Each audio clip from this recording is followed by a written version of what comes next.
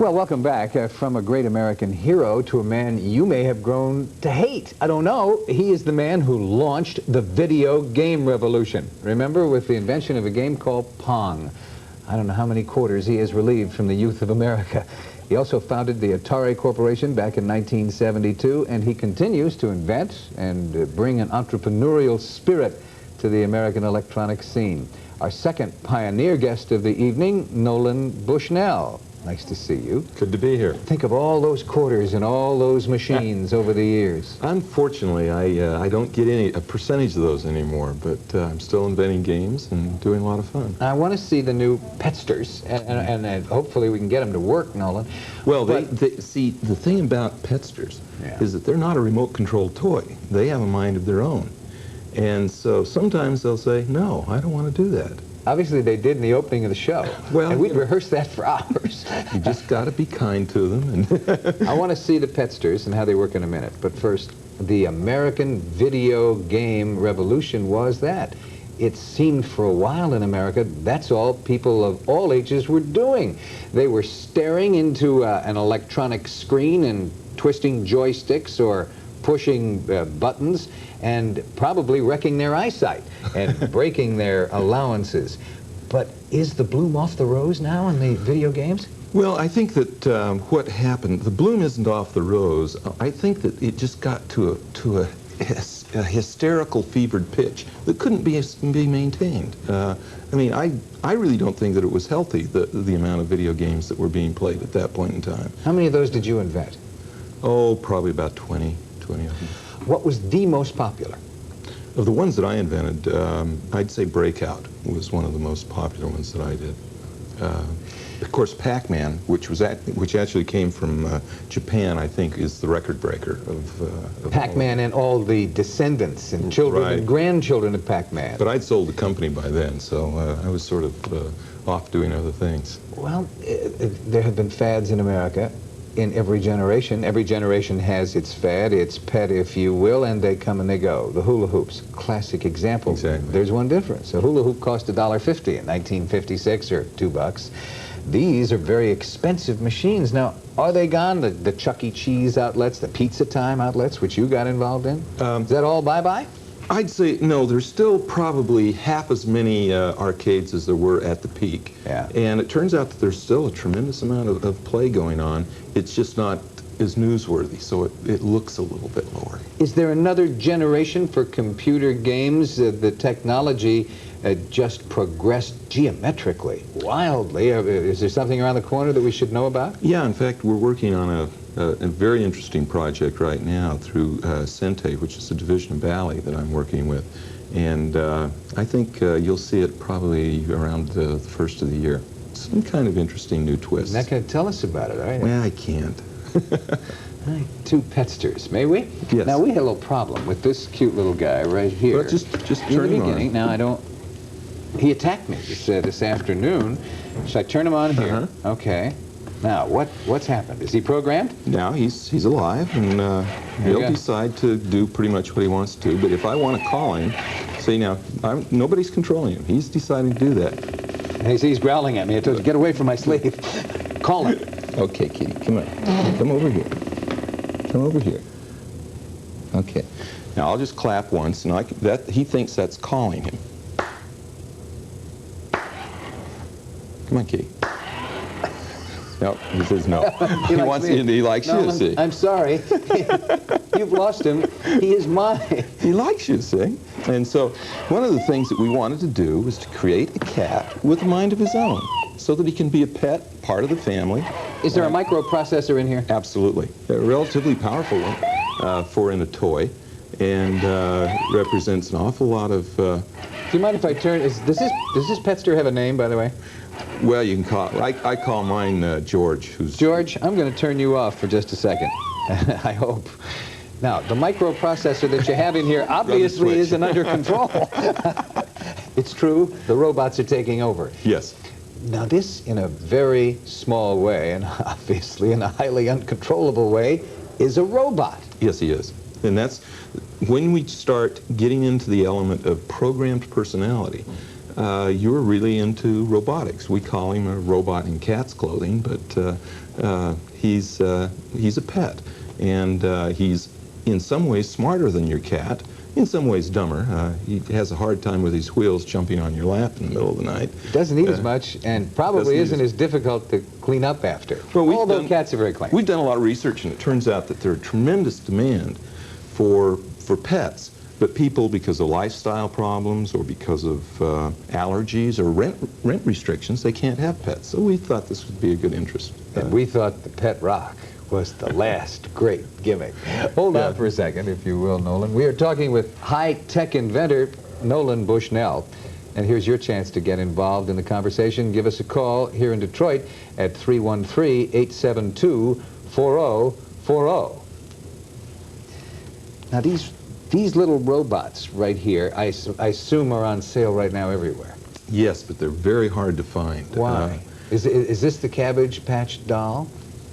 Hope so. Are they going that well? Yes, they are. And I think it's because they're different, and a lot of people really like the novelty of having something that is not a remote control toy that has its own mind. And so they hit the shelf and they're gone. What can they do? What's the next step for these things? Will they sit up? Will they talk? Will they have a conversation with you? Will they go get the newspaper? Yeah, you keep trying to let me give away all my next year's secrets. That's why we have you here, Nolan. Drag it out of you. Actually, next year, think of the cats getting a little bit smarter and a little bit smarter, and starting to be able to do little tasks for you. Maybe bring the newspaper, do some of those things. And so you have escalating capability and more intelligence. We'll have them so that you'll be able to teach them their name, and instead of clapping, which is, not nearly as affectionate as saying, "Here, Rover," or "Here, Kitty." And having Rover respond to you. Exactly. "Yes, Daddy," or whatever. Star Wars created personalities for robots. I can't remember the names of them. R2-D2 and C-3PO. Indeed, thank you. And they took on personalities, and I think the people of all ages that watched the movie thought of them as personages rather than machines, and I guess that's where you're going. Absolutely. In fact, I've had one of these guys in my office for about the last 4 or 5 months, and he's part of my family.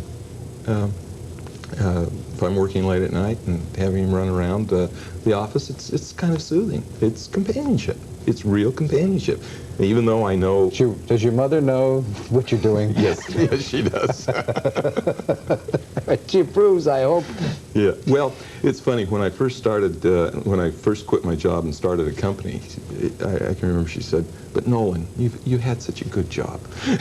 Nolan hasn't done so badly, frankly. You sold Atari for $28 million. I think that was the figure to Warner, wasn't it? That's correct.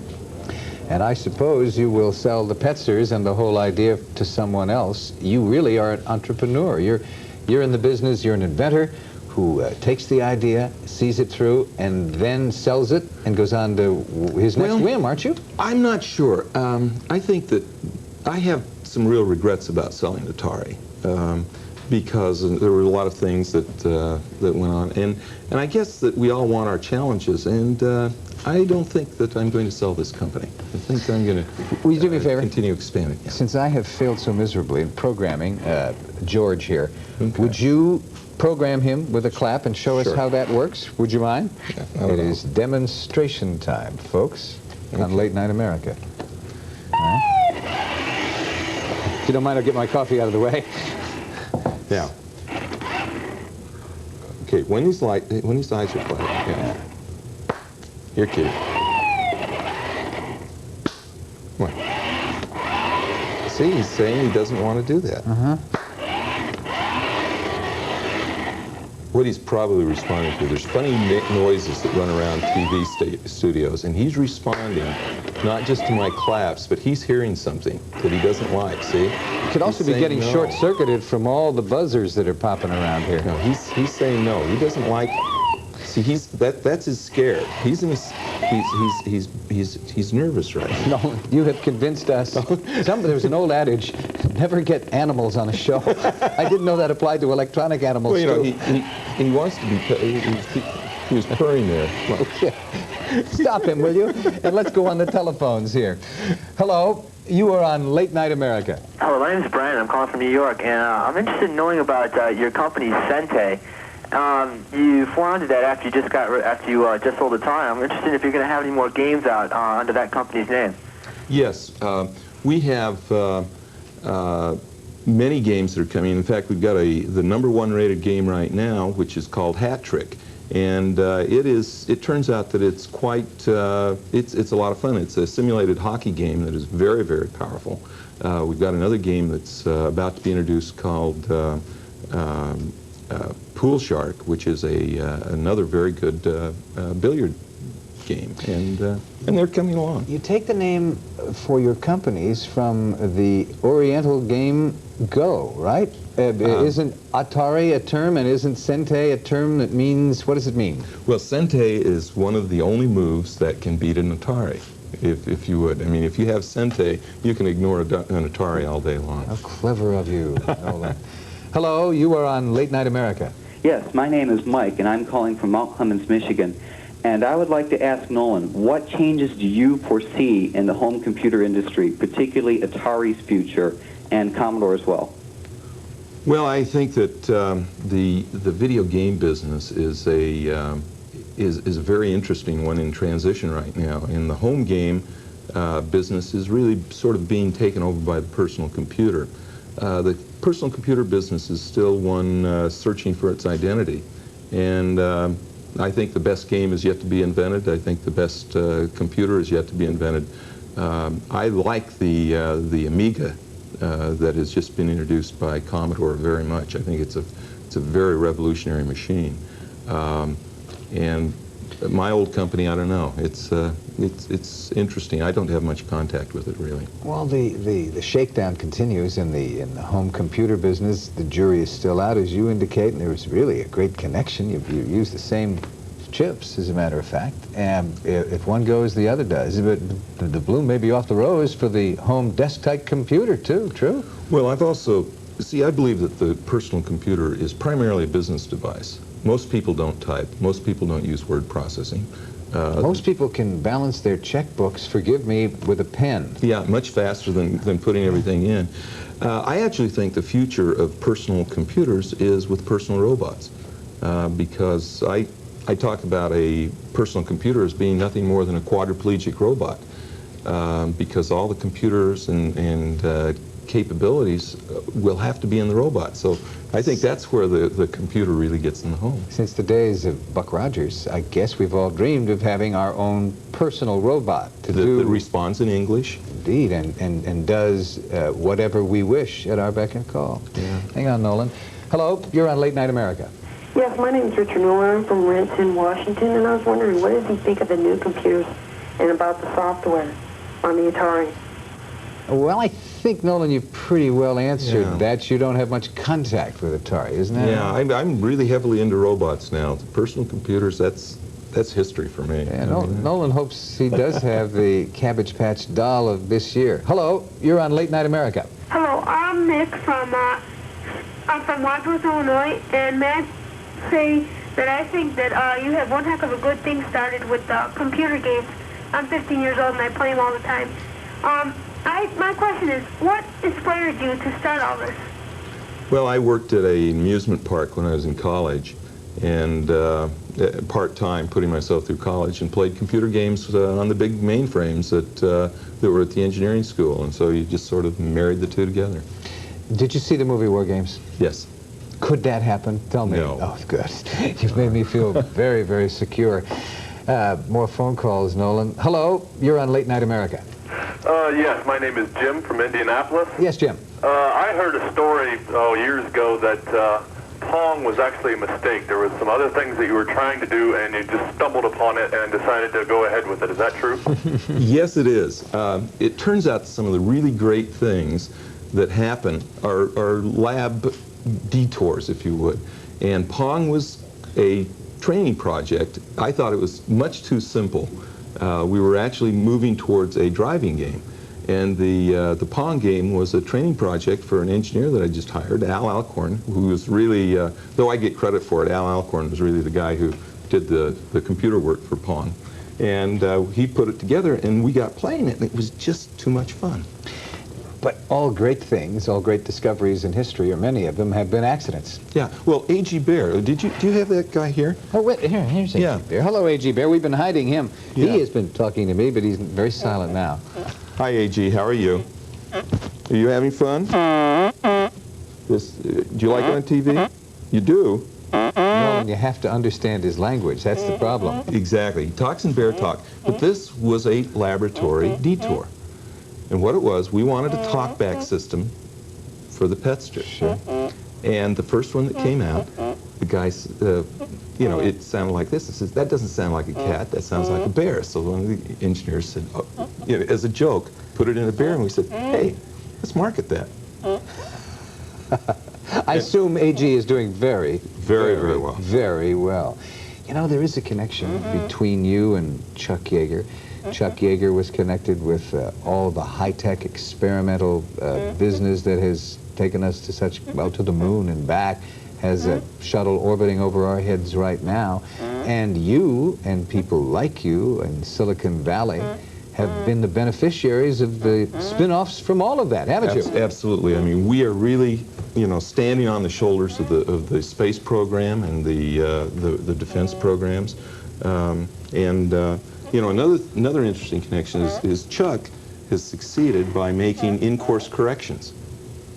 Yeah, true. And I just did too. You have to fly a company sometimes by the seat of your pants. Uh-huh. You just made an in-course correction yourself, as a matter of fact. Excuse me. Goodbye. Good luck and so long to you. I wish you well, of course, in these endeavors. We have some more phone calls for you. I think most of the kids, and they are kids, that's your audience, want to talk about your Atari games and video games. Let's see what's happening, Nolan. Okay. Hello. You're on Late Night America. Yes, my name is Mike from Anchorville, Michigan. Yeah, Mike. Yeah, I was wondering what type of processor are you using in your cat? Is it the Z80 or the 6068 Motorola? Here's a guy who could have been in war games, I think. We are, that's classified at this point. In fact, we've taken great pains to take the numbers off the chips. Unfortunately, we live in a very competitive world, and let's just say that it's adequate. Are there spies and is there espionage in the computer game business, too? Oh, absolutely. Well, do you know that there was a time when the games that we had in our homes were not allowed to be exported because they were on the military critical export list? And I'm sure it just drives the Russians crazy that they said, hey, this stuff in their toys are better than we have in our missiles. And yeah, the technology is, I'm not worried about the Russians. Are you worried about the Japanese? And the Japanese are wonderful copiers. We know that. We certainly know that in this town. They can do lots of interesting things. How are they doing in the microchip toy business? Are they competition yet? No, not really. I think that the Japanese still have marketing problems in the United States with the toy and game business because it moves very, very quickly. The computer game business, they've done some very good things in terms of imports, but I think the toy business, they represent a relatively small percentage. Okay. The Americans still have a lock on microchips. The last time I looked, are we ahead enough to stay there? You're never ahead enough to stay there. You always have to make sure that you're smarter, faster, and more capable than the other guy. I have a hunch we'll be seeing your furry little friends at the toy stores all over America in the next few months as we get closer to the holiday shopping season. Yes, and put your name on a waiting list if you want one, because I think we got a shipment that's going to be in probably within the next 3 weeks, and if it's been like anything in the past, they'll last about 2 days. Ah, that's the old psychology of make them really want it. Well, I don't know. It's just a matter of keeping our factories up to speed. You have proved your entrepreneurial skill one more time. No, fascinating talking to you and meeting all your furry little friends. I hope to see one under my tree. Haven't seen anything yet. I want to see the big secret for next year, too. Yeah. I promise I'll bring them by. Okay, Nolan, thank you very much for being with us. Thank you. Good luck to you. We'll see you soon. Thanks very much to Nolan Bushnell and